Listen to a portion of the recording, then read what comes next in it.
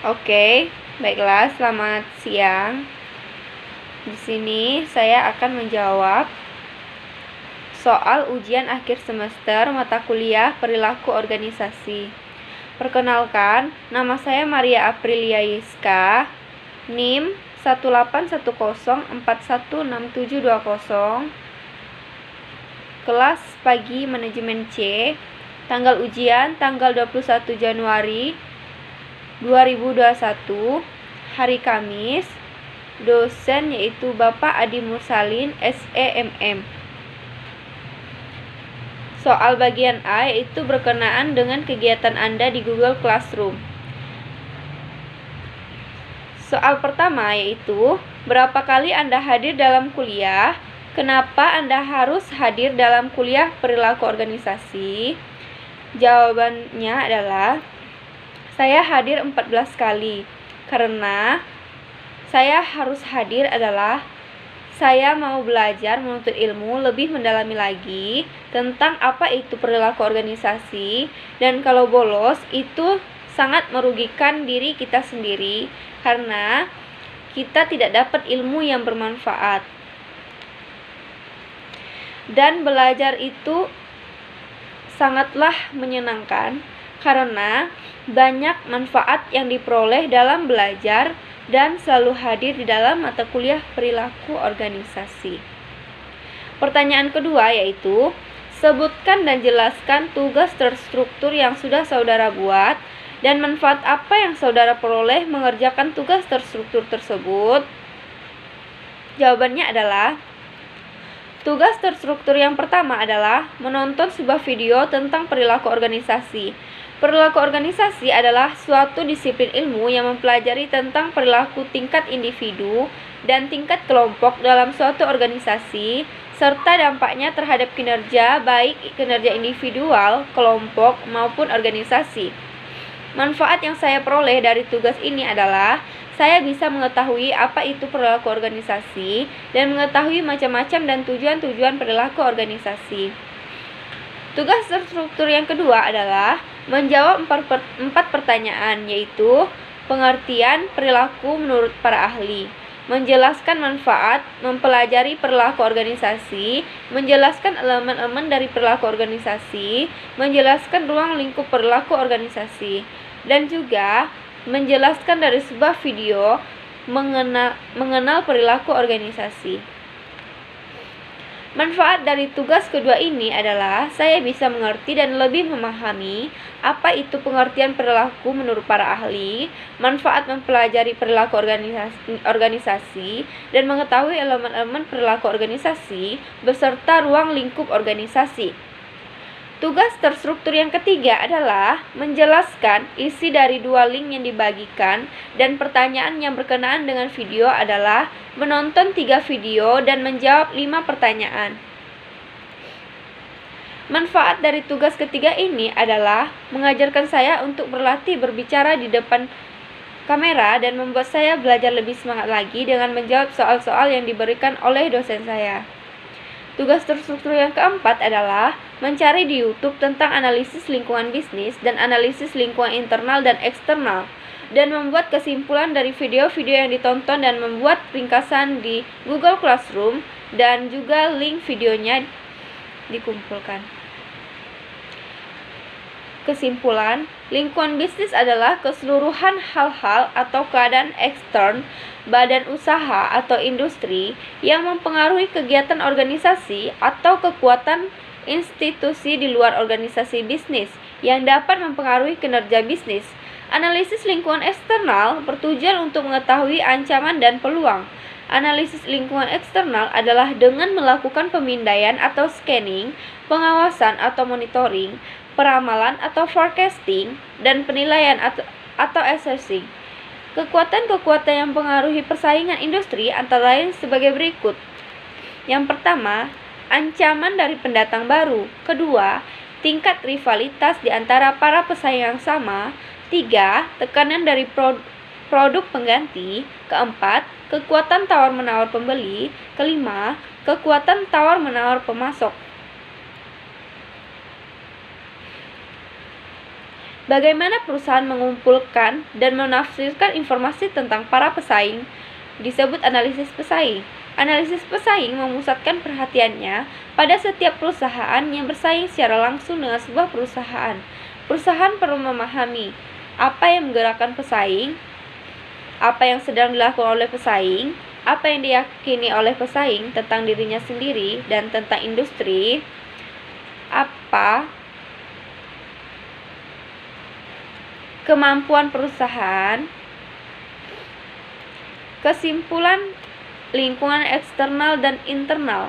Untuk menganalisis lingkungan perusahaan akan dibagi menjadi lingkungan internal dan eksternal. Lingkungan internal menggunakan pendekatan value chain analisis, sedangkan lingkungan eksternal menggunakan pendekatan five force analysis. Hasil analisis lingkungan internal akan didapatkan kekuatan dan kelemahan toko sari musik, yaitu kekuatan. Yang pertama, sarana pendukung penjualannya berupa rental studio dan les kursus musik. Yang kedua, memiliki 2 mobil operasional untuk memperlancar kegiatan. Yang ketiga, memiliki pemasok yang banyak. Yang keempat, pelayanan yang ramah kepada pelanggan. Yang kelima, penggunaan CCTV di toko. Yang keenam, Sari Musik merupakan pionir usaha penjualan alat musik di Kota Padang. Ketujuh, harga barang dapat ditawar. Yang kedelapan, memberikan paket penjualan. Kesembilan, konsumen dapat mencoba menggunakan alat musik yang akan dibeli di dalam studio musik. Manfaat dari tugas keempat ini adalah saya bisa mengetahui dan lebih banyak memahami apa itu analisis lingkungan bisnis dan apa itu analisis lingkungan eksternal dan internal. Tugas terstruktur yang kelima adalah menjelaskan 2 link yang diberikan oleh dosen dan 5 pertanyaan terdapat dalam 3 video di dalam link 1. Kami disuruh menjelaskan apa itu perilaku organisasi, yaitu studi akademis tentang bagaimana orang bertindak dalam kelompok. Prinsip-prinsipnya diterapkan terutama dalam upaya membuat bisnis beroperasi lebih efektif.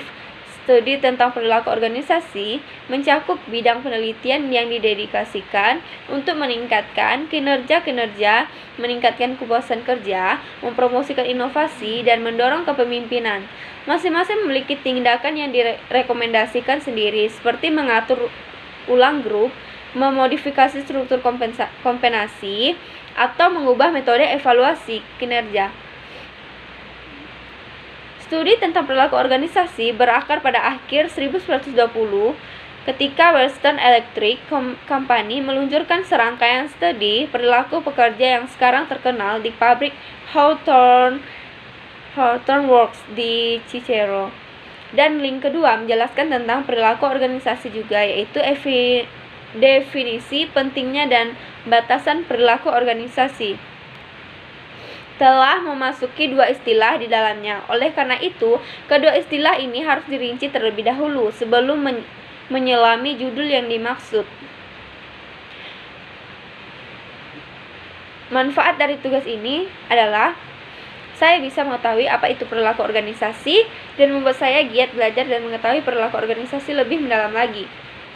Dan 5 pertanyaan dari 3 video itu, saya menyebutkan dan menjelaskan judul dari 3 video tersebut dan melihat siapa yang menjadi pembicara dalam video tersebut, menjelaskan isi dari 3 video tersebut, dan menjelaskan apa yang saya peroleh dari menonton 3 video tersebut, dan juga manfaat apa yang saya dapatkan.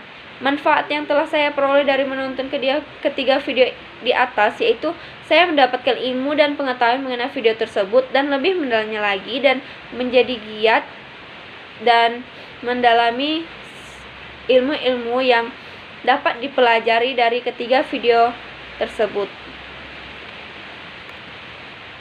Tugas terstruktur yang keenam adalah kami disuruh mencari teori kepribadian, mood, dan emosi di dalam sebuah YouTube dan membuat kesimpulan dan melampirkan juga link YouTube-nya di dokumen yang kami buat. Saya mencari teori kepribadian, mood, dan emosi, juga membuat kesimpulannya. Manfaat yang saya peroleh dari tugas ini adalah saya bisa mengerti apa itu kepribadian, mood, emosi, dan saya juga belajar menyimpulkan dan lebih mendalaminya lagi. Tugas terstruktur yang ketujuh adalah menjelaskan apa yang dimaksud dengan suasana hati. Suasana hati adalah perasaan-perasaan yang cenderung kurang intens dibandingkan emosi dan seringkali, meskipun tidak salah, selalu tanpa rangsangan kontekstual. Kedua, jelaskan apa yang dimaksud dengan afek. Afek adalah sebuah istilah umum yang mencakup beragam perasaan yang dialami orang yang meliputi emosi maupun suasana hati. Ketiga, jelaskan hubungan antara afek, suasana hati, dan emosi. Afek beragam perasaan yang dialami orang yang meliputi emosi maupun suasana hati. Suasana hati penyebabnya umum dan tidak jelas, durasi lebih lama, terdiri dari afek positif dan negatif, tidak diekspresikan pada wajah, bersifat kognitif. 4. Coba berikan contoh ragam emosi rasa marah, takut, sedih, bahagia, benci, terkejut, kecewa, malu, iri, jijik, berharap, cemburu, kecewa, cinta, bangga, frustasi, dan antusias. Yang kelima, apa yang dimaksud dengan biologi emosi, intensitas emosi, dan frekuensi biologi emosi? Emosi berasal dari sistem limbik otak. Wanita cenderung memiliki sistem limbik yang lebih aktif dari pria. Intensitas emosi. Setiap orang memberikan respon yang berbeda-beda terhadap rangsangan pemicu emosi yang sama. Perbedaan tersebut dibedakan oleh kepribadian individu. Frekuensi dan durasi emosi adalah seberapa sering dan lamanya mereka berusaha menampilkannya. 6. Jelaskan struktur suasana hati. Struktur suasana hati yaitu ada afek negatif tinggi, ada afek positif rendah, ada afek positif tinggi, dan ada afek negatif rendah. Yang ketujuh, jelaskan faktor-faktor yang mempengaruhi emosi dan suasana hati, kepribadian, waktu dalam hari-hari, dalam minggu, cuaca, stres, aktivitas sosial, tidur, olahraga, umur, dan jenis kelamin. Yang kedelapan, apa yang dimaksud dengan regulasi emosi? Merupakan kemampuan seseorang untuk tetap positif ketika menghadapi tantangan, tentang ketika mengalami tekanan, dan mencegah diri dari keterpurukan, perasaan negatif seperti marah, rasa tidak nyaman, dan sedih. Regulasi emosi memiliki tujuan yaitu untuk meminimalisir dampak negatif dari permasalahan yang dihadapi dengan cara melakukan monitor dan evaluasi terhadap pengalaman emosional. Regulasi emosi dapat membantu seseorang untuk dapat mengubah pikiran negatif menjadi pikiran positif, sehingga dapat mempengaruhi perilaku dan emosi. Jelaskan aspek regulasi emosi. Individu meyakini bahwa ia mampu untuk mengatasi masalah, mengurangi emosi negatif, mampu mengendalikan diri. Tujuan, individu memiliki kemampuan yang bertujuan untuk menghindari emosi dan agar tidak terpengaruh oleh emosi negatif yang dirasakan, sehingga tetap dapat bersikap dan berperilaku dengan baik.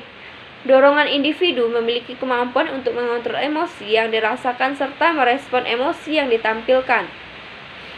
Penerimaan, individu memiliki kemampuan untuk menerima segala sesuatu yang terjadi yang dapat menimbulkan emosi negatif, namun tidak merasa malu untuk merasakan emosi tersebut.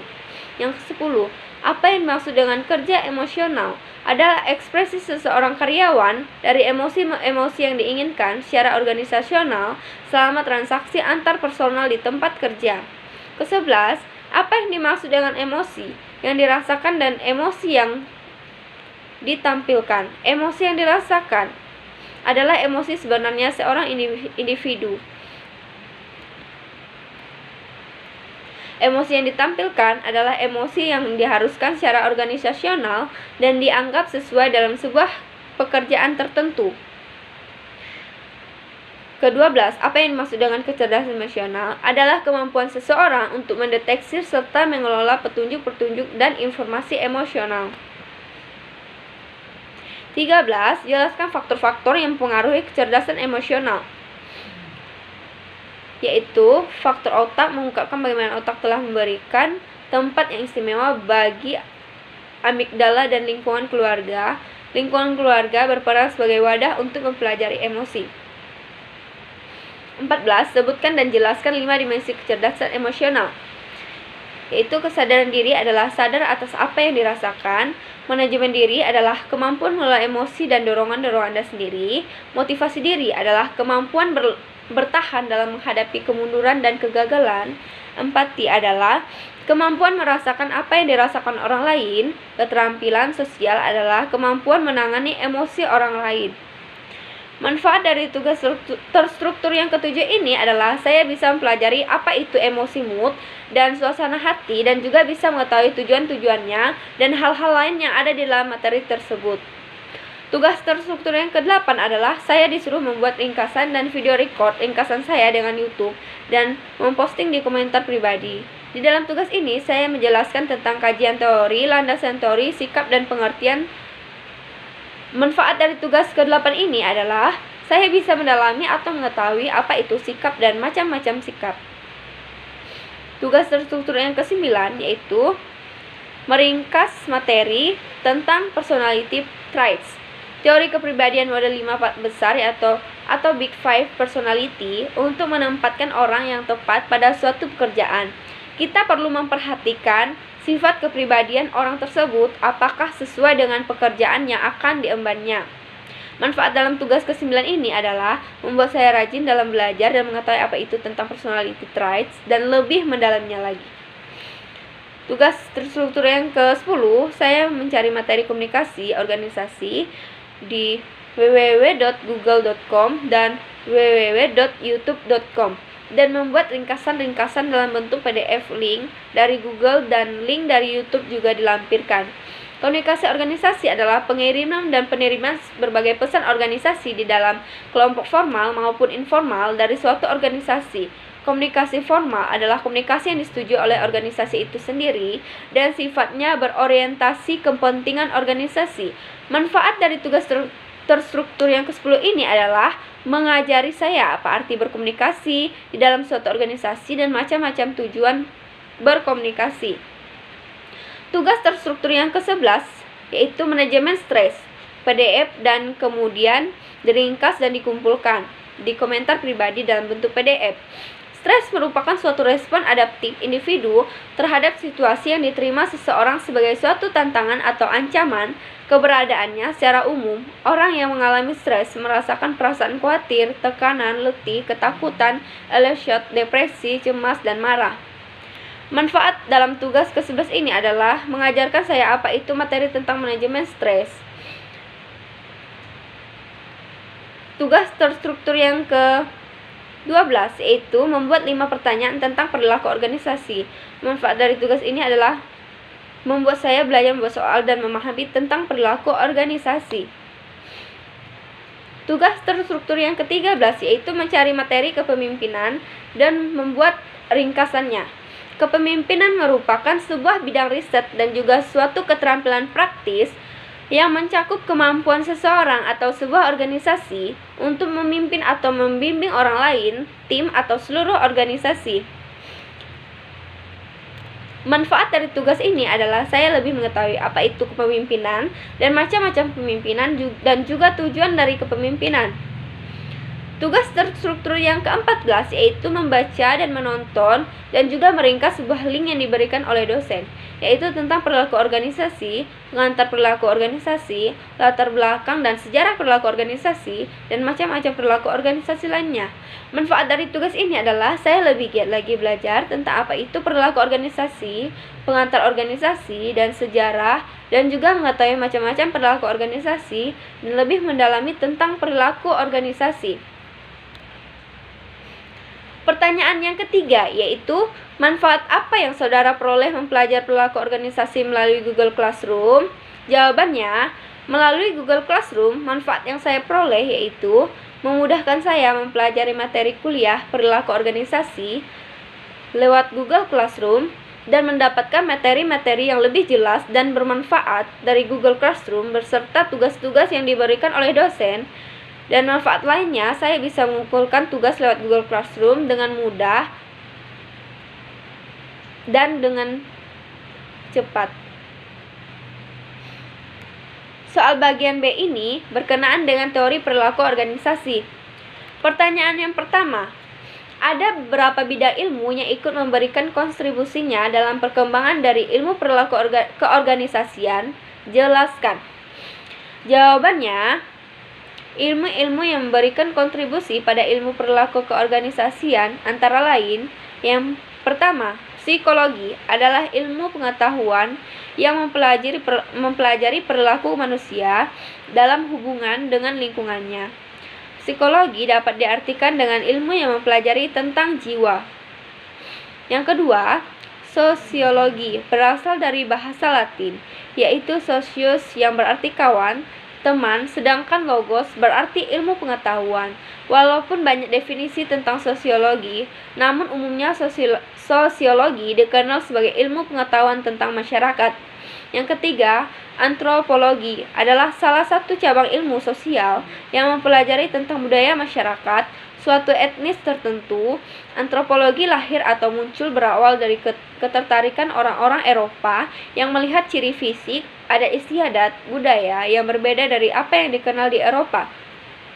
Yang keempat, ilmu ekonomi adalah ilmu yang mempelajari perilaku manusia dalam memilih dan menciptakan kemakmuran. Kata ekonomi sendiri berasal dari kata Yunani oikos yang berarti keluarga, rumah tangga, dan nomos atau aturan hukum, dan secara garis besar diartikan sebagai aturan rumah tangga atau manajemen rumah tangga. Yang kelima, ilmu sejarah adalah ilmu yang digunakan untuk mempelajari peristiwa yang penting masa lalu manusia. Pengetahuan sejarah meliputi pengetahuan akan kejadian-kejadian yang sudah lampau serta pengetahuan akan cara berpikir secara historis. Yang keenam, ilmu politik adalah cabang ilmu sosial yang membahas teori dan praktik politik serta deskripsi dan analisa sistem politik dan perilaku politik. Ilmu ini berorientasi akademis, teori dan riset. Pertanyaan kedua, pengertian organisasi dan unsur-unsur organisasi. Jawabannya, pengertian organisasi merupakan sekumpulan orang-orang yang disusun dalam kelompok-kelompok yang bekerja sama untuk mencapai tujuan bersama. Organisasi adalah sistem kerjasama antara dua orang atau lebih, atau organisasi adalah setiap bentuk kerjasama untuk pencapaian tujuan bersama. Organisasi adalah struktur pembagian kerja dan struktur tata hubungan kerja antara sekelompok orang pemegang posisi yang bekerja sama secara tertentu untuk bersama-sama mencapai tujuan tertentu. Unsur-unsur organisasi. Secara sederhana, organisasi memiliki 6 unsur, yaitu ada orang, ada kerjasama, dan ada tujuan bersama, peralatan, lingkungan, kekayaan alam. 6 unsur organisasi ini tidak berdiri sendiri, akan tetapi saling kait atau saling berhubungan, sehingga merupakan suatu kesatuan yang utuh. Adapun unsur-unsur organisasi secara terperinci adalah yang pertama, atau orang-orang. Dalam kehidupan organisasi atau ketatalembagaan sering disebut dengan istilah pegawai atau personel. Yang kedua, kerjasama merupakan suatu perbuatan bantu-membantu akan suatu perbuatan yang dilakukan secara bersama-sama untuk mencapai tujuan bersama. Ketiga, tujuan bersama merupakan arah atau sasaran yang dicapai. Tujuan menggambarkan tentang apa yang akan dicapai atau yang diharapkan.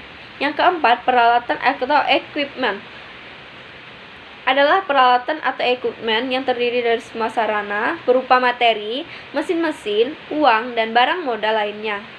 5. Lingkungan atau environment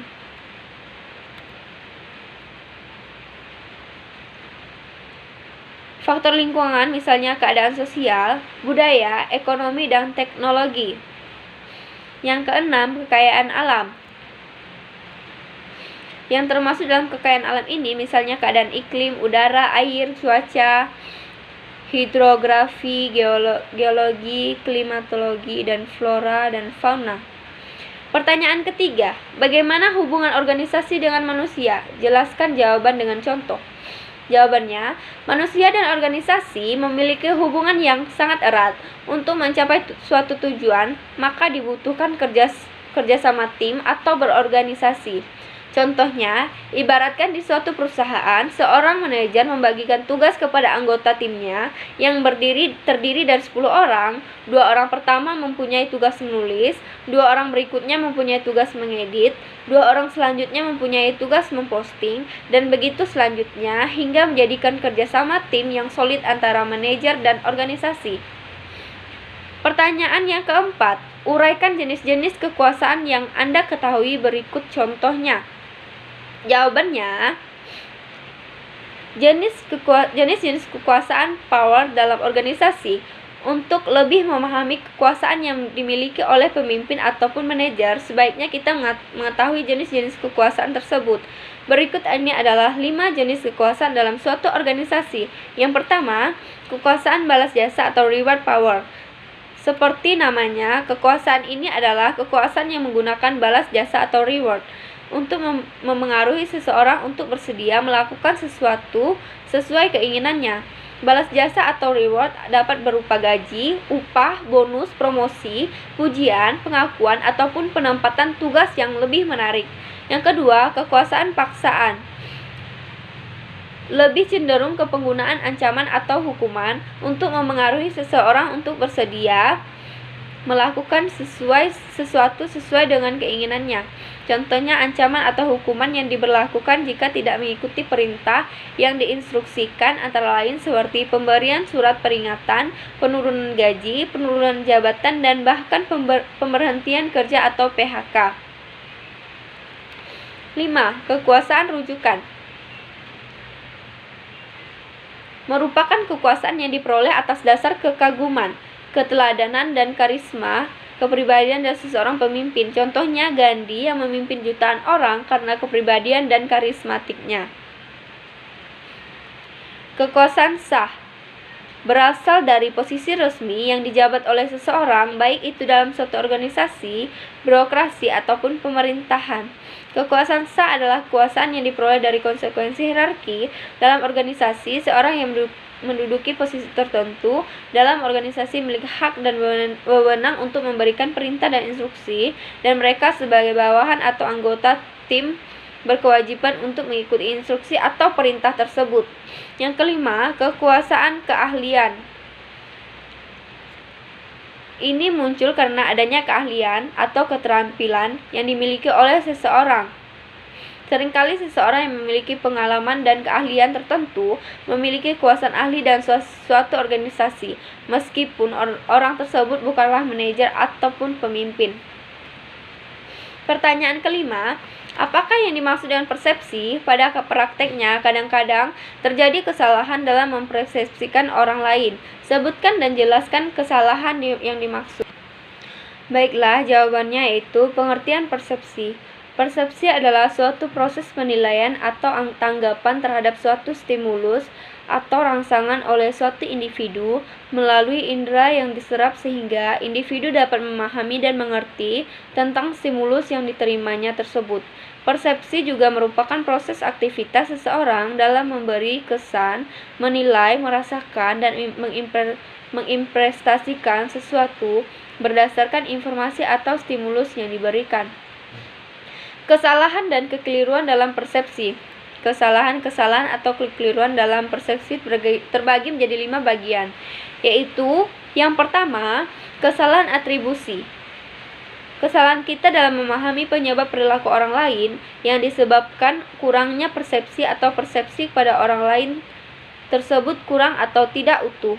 Yang kedua, efek halo, yaitu kesalahan persepsi yang disebabkan karena salah mempersepsikan seseorang pada kesan pertama. Yang ketiga, stereotip, yaitu mengeneralisasikan orang-orang berdasarkan sedikit informasi dan membentuk asumsi mereka berdasarkan keanggotaan mereka dalam suatu kelompok. Yang keempat, prasangka, mempersangkakan seseorang. Yang kelima, Gegar budaya, yaitu upaya sementara yang gagal untuk menyesuaikan diri dengan lingkungan baru dan orang-orang baru. Pertanyaan yang keenam, jelaskan apa yang dimaksud dengan motivasi. Jelaskan tahapan proses motivasi. Istilah motivasi, yaitu motivation, berasal dari bahasa Latin yakni mover, yang berarti menggerakkan, to move. Motivasi pada dasarnya merupakan kebutuhan internal yang tak terpuaskan sehingga menciptakan tegangan-tegangan yang merangsang dorongan-dorongan dari dalam diri individu. Proses motivasional dari Gibson.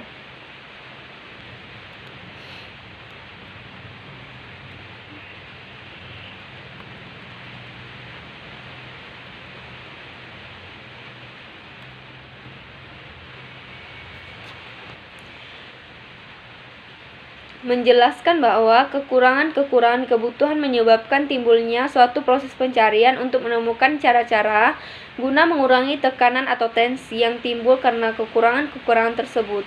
Kemudian orang memilih rangkaian tindakan tertentu dan muncullah suatu perilaku yang diarahkan kepada hasil. Setelah waktu tertentu, manajer akan menilai perilaku tersebut.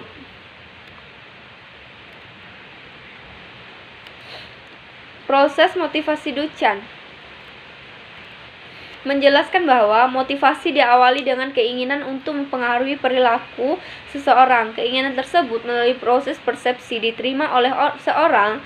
Proses persepsi ini ditentukan oleh kepribadian, sikap, pengalaman, dan harapan seseorang.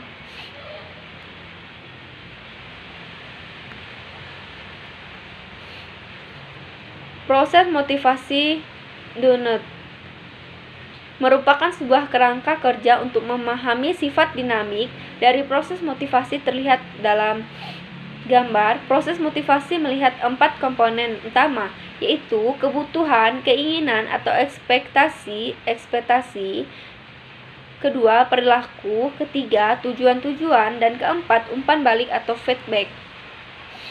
Pertanyaan ketujuh, berikan penjelasan uraian Anda yang dimaksud dengan kekuasaan beserta contohnya. Jawabannya, kekuasaan adalah kewenangan yang didapatkan oleh seseorang atau kelompok guna menjalankan kewenangan tersebut sesuai dengan kewenangan yang diberikan. Kewenangan tidak boleh dijalankan melebihi kewenangan yang diperoleh, atau kemampuan seseorang atau kelompok untuk mempengaruhi tingkah laku orang atau kelompok lain sesuai dengan keinginan dari pelaku. Dalam pembicara umum, kekuasaan dapat berarti kekuasaan golongan, kekuasaan raja, kekuasaan pejabat negara, sehingga tidak salah bila dikatakan kekuasaan adalah kemampuan untuk mempengaruhi pihak lain menurut kehendak yang ada pada pemegang kekuasaan tersebut. Robert McIver mengatakan bahwa kekuasaan adalah kemampuan untuk mengendalikan tingkah laku orang lain, baik secara langsung dengan jalan memberi perintah, dengan tidak langsung dengan jalan menggunakan semua alat dan cara yang tersedia. Kekuasaan biasanya berbentuk hubungan, ada yang memerintah dan ada yang diperintah. Manusia berlaku sebagai subjek sekaligus objek dari kekuasaan. Contohnya presiden. Ia membuat undang-undang, tetapi juga harus tunduk pada undang-undang objek dari kekuasaan. Pertanyaan ke-8. Jelaskan perbedaan antara mood dan emosi. Berikan contohnya dalam dunia kerja. Jawaban saya, perbedaannya adalah suasana hati adalah perasaan yang kurang intens dibandingkan emosi dan sering, meskipun tidak selalu, muncul tanpa sebuah peristiwa spesifik sebagai stimulus. Emosi adalah perasaan intens yang diarahkan pada seorang atau sesuatu. Contohnya dalam dunia kerja, contoh penyebab dari keduanya, emosi biasanya disebabkan hal-hal yang lebih spesifik dan jelas. Sedangkan suasana hati penyebabnya lebih bersifat umum dan kadang tidak jelas yang menurut beberapa penelitian. Suasana hati kadang disebabkan waktu tidur, kurangnya olahraga, cuaca, dan lain-lain. Emosi dalam suasana hati juga berbeda dalam durasinya. Emosi kadang hanya sesaat, berbeda dengan suasana hati yang cenderung lebih lama, dan kadang hingga berhari-hari.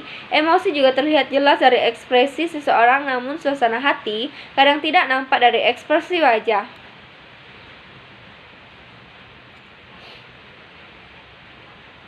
Menurut beberapa ahli psikolog, emosi lebih cepat berlalu daripada suasana hati. Sebagai contoh, bila seseorang bersikap kasar terhadap kita, tentu kita akan merasa marah. Jika dalam bekerja diganggu oleh teman kantor, secara spontan kita akan menghindari dan mencari ketenangan agar lebih fokus. Perasaan intens, kemarahan tersebut mungkin datang dan pergi dengan cukup cepat, bahkan mungkin dalam hitungan detik. Tetapi ketika dalam suasana hati yang buruk, kita dapat merasa tidak enak dalam waktu yang lama. Sebaliknya, suasana hati tidak diarahkan pada objek, melainkan membawa pikiran dan rasa dalam satu bentuk dimensi yang berbeda. Sehingga emosi dapat juga berubah menjadi suasana hati.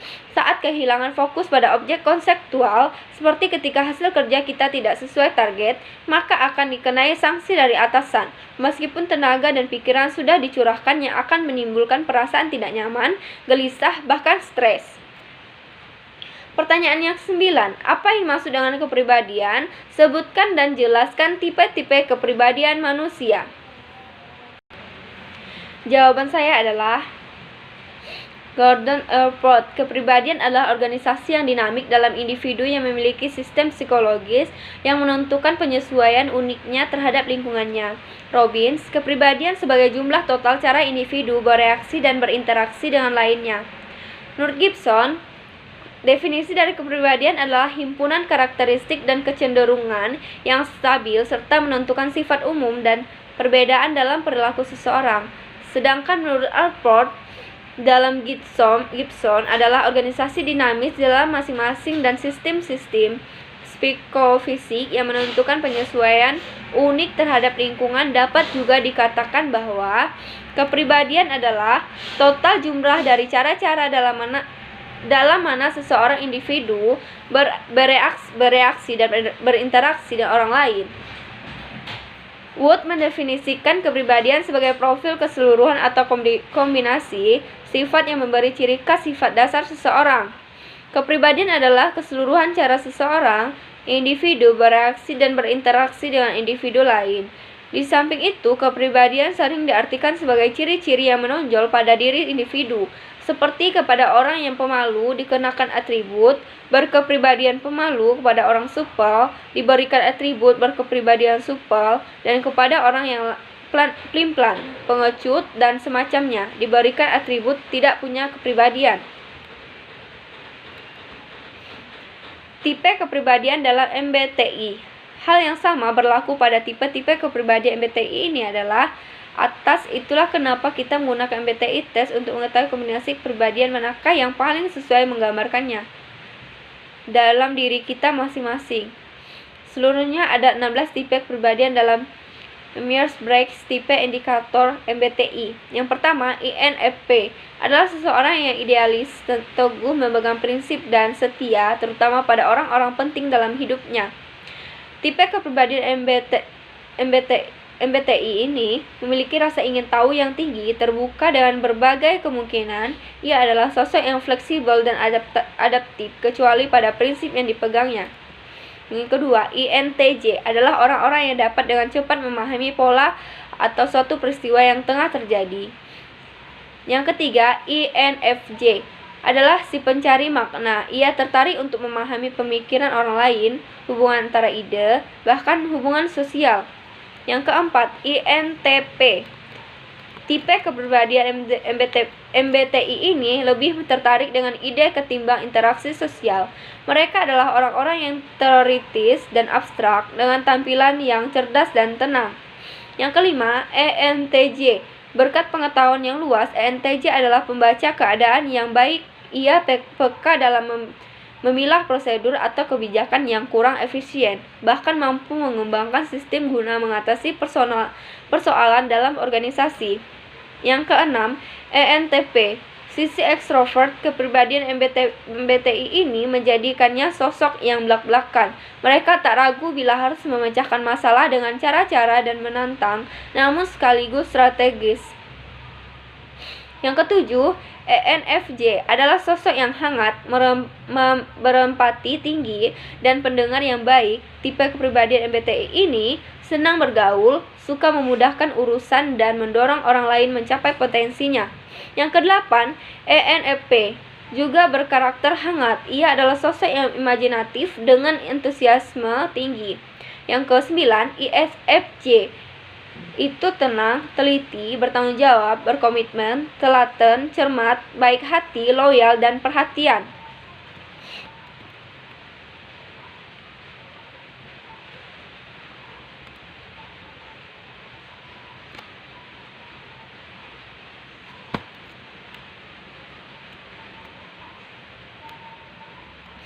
Yang ke-10, ISFP. Kepribadian MBTI ISFP adalah sosok yang tenang, sensitif, dan baik hati. Mereka membutuhkan ruang sendiri, bekerja sesuai dengan waktunya sendiri, hadir dan menikmati masa kini. Yang ke-11, ISTJ. Berkarakter tenang, serius, teliti, tekun, handal, realistis, praktis, dan logis. Yang ke-12, ISTP. Tipe kepribadian MBTI ini berkarakter toleran dan fleksibel. Yang ke-13, ESFJ adalah karakter yang suka bekerja sama dalam lingkungan yang harmonis. Yang ke-14, tipe kepribadian MBTI ini adalah sosok yang ramah, bersahabat, fleksibel, adaptif, spontan, mencintai kehidupannya sendiri dan orang lain. 15, ESTJ adalah tipe yang praktis, realistis, berorientasi, fakta, dan tegas. Ia tahu bagaimana mengatur pekerjaan secara efisien agar diperoleh hasil terbaik. Yang ke-16, ESTP. Kepribadian MBTI ESTP adalah sosok yang fleksibel dan toleran, suka menjalin berkomunikasi aktif. Bagi ESTP, teori itu membosankan. Justru mereka belajar dengan baik saat harus melakukan sesuatu secara langsung.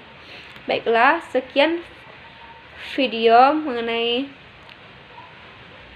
jawaban ujian akhir semester mata kuliah perilaku organisasi. Terima kasih.